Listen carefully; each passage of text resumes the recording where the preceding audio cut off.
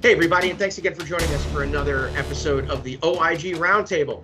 Everybody's here. The band's all together. We've made our decision that we are going on tour once again, and we're here for band practice in the Advise corporate headquarters. As always, I've got my compadres for the OIG Roundtable. I've got Wade McFall, retired assistant special agent in charge of the LA field office and a member of our SIU investigative team. Jaysen Eisengrind, the retired senior executive from HHS OIG and the retired Western UPIC director, and now our special director in charge, working on some special projects for a client.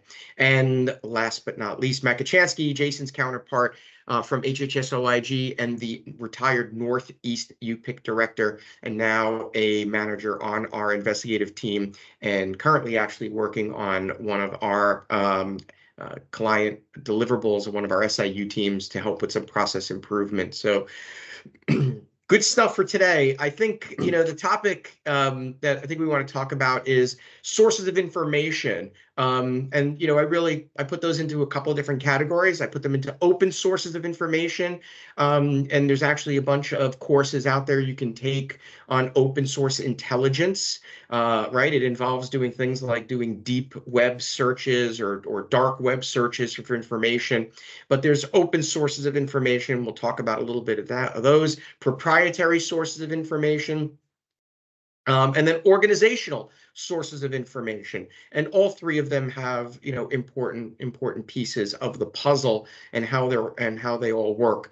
But ultimately, when we're talking about these sources of information, what we always think is an important piece is knowing that sources of information can be human sources of intelligence. It can be documents. It can be things that are online. But part of that is knowing also who your audience is going to be.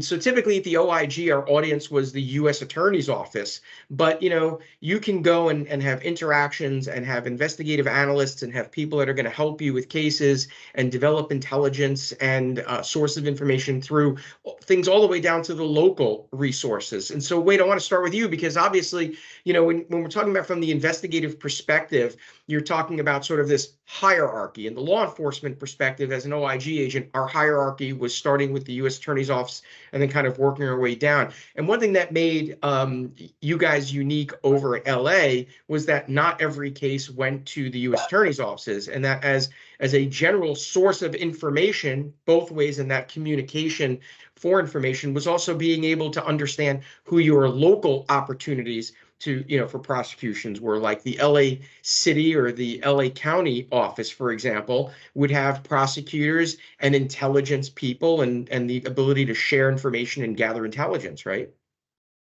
Yeah, I mean, like you said, the U.S. Attorney's Office was always our first choice, and that was kind of our bread and butter. That's where we initially took everything. But once they would decline something, whether it would be because of a monetary threshold or just some element of the case that they didn't like, and frankly, it could have been just their caseload, we had other options, and we would go from there. Probably our second choice was usually the Mafuku had prosecutors of the State Department of Justice, so we would take a lot of stuff there, work jointly with them, and work it there, prosecute it there.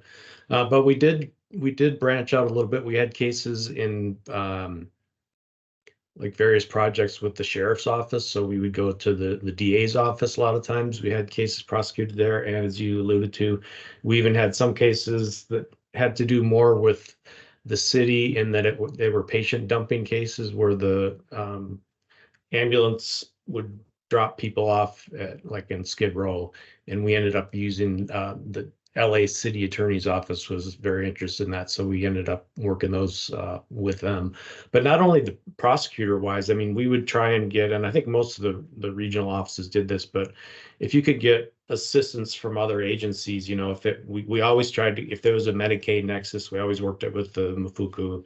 If there was some kind of if there was even a couple claims that were through federal employee, you could get different OIGs and based on other like strengths of different agencies. Like if it was a very audit intensive investigation, we might have somebody from either our Office of Audit, or a lot of times IRS had people who had a lot more extensive experience in accounting than like I did or some of my agents. So not only the prosecutors, but we would try and bring in agents with different specialties from different agencies to help as well. And it's one of those buzzwords they always use, but it really was like a force multiplier. If you could get somebody who had way more experience in auditing and you're doing a very complex, money laundering case, it didn't hurt to have an IRS agent or somebody who's got, and it could be just somebody else from OI, but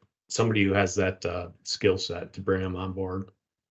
Yeah, I mean, it's an important piece of this is that sources of information can come from a variety of places, and people need to sometimes think outside of the four corners of their laptop, right? Like being able to speak to prosecutors from other prosecutorial organizations outside the U.S. Attorney's Office, speaking to agents from other organizations, investigators from other organizations, that, sources of information aren't necessarily just the pieces of paper that are, that are there. So Jaysen, I want to go to you because, part of that is, does there need to be a standard operating procedure? Does there need to be a policy on things like this? When we're talking about the variety of sources of information, obviously the biggest thing is that once you've tapped into a source of information, whatever that may be, is being able to appropriately document where you got that information from and what that intelligence might be. So what's your thought on, from a documentation perspective? Obviously, some of these sources of information are going to be open sources, right? Open meaning publicly available records, whether you have to pay for them or not, right? So, there are several services out there, law enforcement databases and others that you pay for the service, right? If you want to get information about a criminal history or driver's licenses or business records or things like that, they're publicly available, and sometimes there's a fee for getting those. But, does all of this require there being obviously the documentation is important, but do all of these things require there being yet another policy or another directive, or is this just something that becomes homegrown kind of gumshoe investigative stuff?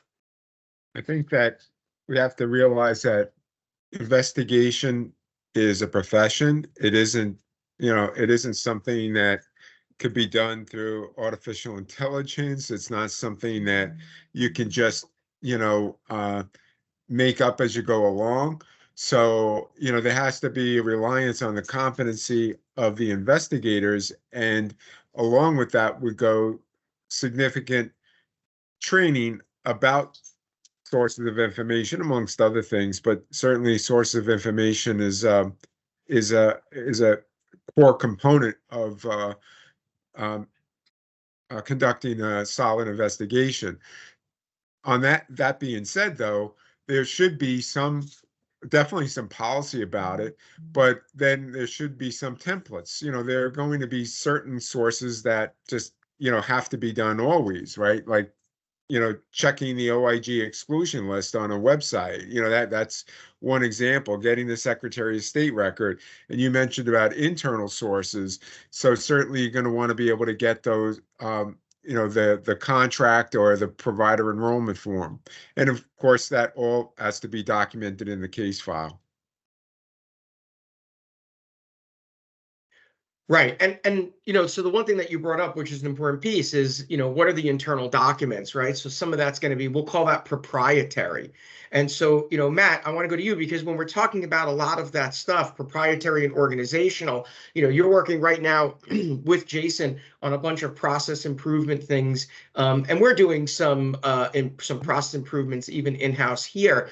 And so, the thing that we always talk about is, the very first thing that you should do when you're looking to open up a case is, what are the internal documents that are there, the proprietary documents?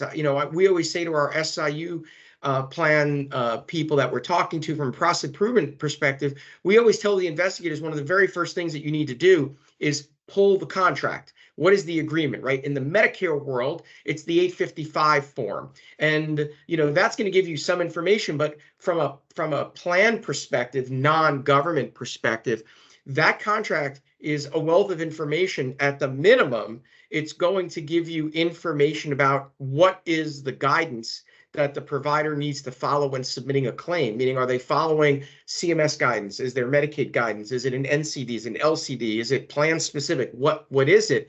But it's part of that workflow of being able to understand as a source of information, what are your proprietary databases? What are your proprietary sets of information? And what are organizational documents that are out there as far as plan policies and the like? But, part of that is also understanding all of that information. And from an investigator's perspective, you may not know all of those databases, but you've got to at least have some ability to be able to converse in that global sense with all of those different stakeholders. Absolutely correct. I mean, you can't underestimate the importance of getting the contract or the enrollment form or credentialing papers or whatever they might say, whatever they might be called. Namely because in some instances, it'll have special provisions to allow a specific provider to do certain things that are usually against the policies of the corporation or the plan. But for this provider, it's allowed. And we've come across many cases where we get to the goal line and all of a sudden they pull out their contract and it says, oh, we're allowed to bill this way. And it just goes up in smoke. Getting that up front is hugely important. What else is important in that type of documentation are associations. Look to see who are the corporate officials, who is the billing, the billing service for that provider. They should be all listed on there. Who is the registered agent for the Department of State papers that they file for incorporation? All of those things can be built into a larger case because we've had many cases where, whether it's the registered agent or the contact person or the billing person, are in common amongst many providers where there's nothing else in common except all the billing or most of the billing is suspect. Oh, here's the link. And if you want to make a better case presentation to whatever prosecutor you're taking it to, you show them that the scope of the fraud is bigger and you're able to visualize that through some link analysis that you've created through public or organizational paperwork that's available to you. It makes a huge difference in how the case is viewed by the prosecutors because you're raising ROI, you're raising the scope, you're raising the breadth of it just through showing how it's all interconnected.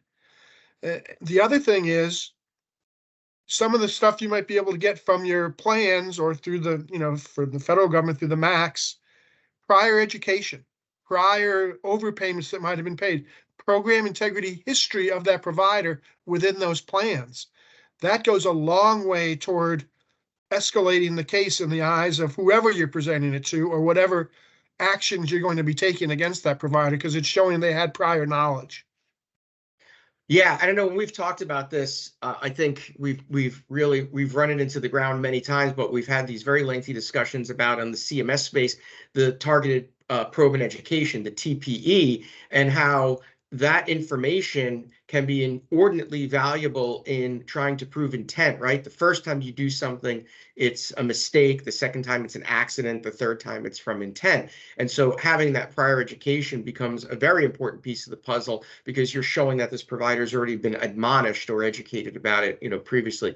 Yeah, I mean, from a sources of information perspective, I think that oftentimes internal information is oftentimes greatly overlooked, or the value of free information. Oh, so Jaysen, I want to go back to you to kind of wrap this up. Is that one of the things in talking about this is, and Matt kind of brought this up, is common threads and common links, and this whole premise of the straw ownership. And so, back in January, a new law was passed called the Corporate Transparency Act. Our general counsel, Julie Janeway, and I did a very quick video primer on this in January. You can get it off of our YouTube channel where we talk about it. But there's been a lot of talk, a lot on LinkedIn. Every lawyer and their mother has been talking about it because it's such an important piece of the puzzle. And a lot of smaller practices that really don't have effective compliance plans, that don't have a robust internal compliance auditing function, are going to be in a position where they have to do some of this filing.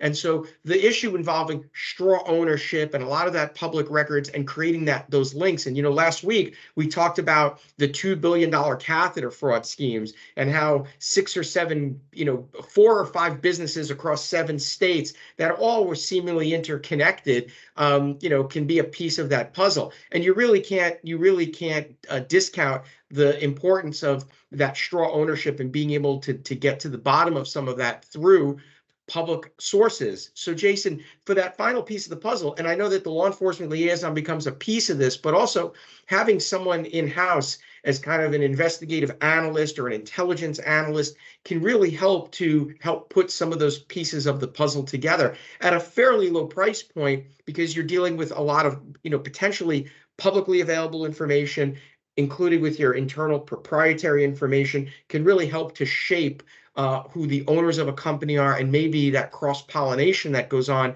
in those fraud schemes. Well, your point about basically fractional ownership of a position is really key here, because many SIUs can't support having a dedicated full-time 40-hour-a-week law enforcement liaison, maybe a 40-hour-a-week data analyst. It could be any number of medical review services. They're all expensive but necessary services. And so there is an advantage to going through the rent versus buy analysis. Do you buy a resource, meaning that you have someone in-house, or you borrow it fractionally from some entity like Advise? And that said, getting back to your point about the straw ownership, the case only gets much more solid, and this Matt's really good information as well. It only gets much more solid when you can show that there's a network of players in this. A standalone subject, it's an important thing that you want to mitigate, but the reality is, when you see that there's a conspiracy, even if it's not fitting the definition of the law, but rather the concept of people working together to perpetrate a crime, it gives you, at the very least, great witnesses that you're going to want to encounter and document. So long and short of it is, but you're going to need to be in the field. You're going to be speaking to these people and documenting the information that they have. Yeah, I mean, I think, look, from the straw ownership perspective, I worked on a very large case involving mail order diabetic testing supplies, and the owner of the company moved on to doing mail order topicals, lidocaine and the like. And what this individual was doing was he was going out and he was buying up failing pharmacies around the country. And we talked about this last week, through a change of ownership, right? Maintaining the ownership. But what he was doing was he was creating new LLCs in the States, and he was putting, as the managing member of the LLC, he was putting those in the names of employees that worked for him. And so, if you actually looked at the LLC paperwork, the actual owner wasn't on any of the paperwork. It was in the name of an employee. And honestly, I was able to piece that together because I had a couple of in-house Medicare documents. I had some 855 forms. I had some, they had a DME company. So I had some of the stuff from the National Supplier Clearinghouse on sites. And so we were developing through entirely a combination of publicly available information and in-house information from CMS. We had the names of a bunch of people that were key employees of the provider, outside of any of the law enforcement interactions that we had to get names of people and state-related databases and things of that sort. I was able to make connections with primarily public information and some inside information from CMS to be able to identify these straw owners. So you can do this stuff with just a little bit of ingenuity, a little bit of, forward thinking. Things like LinkedIn, for example, where people list the company that they work for. I think, I was able to identify probably a dozen employees, and a good chunk of those employees wound up having their names on LLCs in different states. And it wasn't through anything other than just going on to LinkedIn and finding these people on LinkedIn. So there is a lot of stuff out there. Open source intelligence, there's a number of courses you can take out there. There are a bunch of services where you can pay to do deep web mining and things of that sort. But the gumshoe work of sitting at your laptop and just doing some Google searching. And there's a lot of stuff out there. Google is a very, for example, I'm saying Google, but Google is a very, very powerful database engine. And if you can go online and learn how to use Google the right way, you can really get very deep into the weeds on getting some really good information. So there's a lot of information out there that costs very little. Having intelligence investigators or investigative analysts, so to speak, to help with doing some of that can really separate out the work that an investigator does from that investigative development to let somebody in that 30 or 45 days that you need before you can close out a case or make a decision, kind of help with some of that backstory to make things, kind of where they are. So it really is this kind of cornucopia of things that are out there, whether it be internal data, whether it be, someone like Wade going and having conversations with local law enforcement or regulators, to just remembering that fraud, waste, and abuse is a 360-degree piece of the puzzle. You can really start to develop some really good background on your provider when there's an FWA case out there. So as always, it's good stuff. We never have enough time. That's why we do these every week, I suppose, right? So always good seeing you guys. Again, we thank everybody for tuning in to this week's OIG Roundtable. And if you're not getting our newsletter, please send us a line. hello@advize.health.com. We'll get you signed up for the newsletter. You'll be able to get our podcast every week. You can get it on YouTube, off of our YouTube channel, off of Spotify. We have a great LinkedIn Live that is coming up. And that LinkedIn Live is going to be talking about data and data analytics and why your leads are weak. So if you are missing that, by the time you see this on Friday, you will have missed it, but it is being recorded and it is being deployed out on our newsletter. So you'll be able to catch that. We've got a lot of really good LinkedIn Live scheduled over the next couple of months. And as always, we appreciate everybody taking the time to listen to us pontificate and hopefully make your SIU operational work a little bit better. So till next time, we'll see you on the next OIG Roundtable. Thank you. Thank you.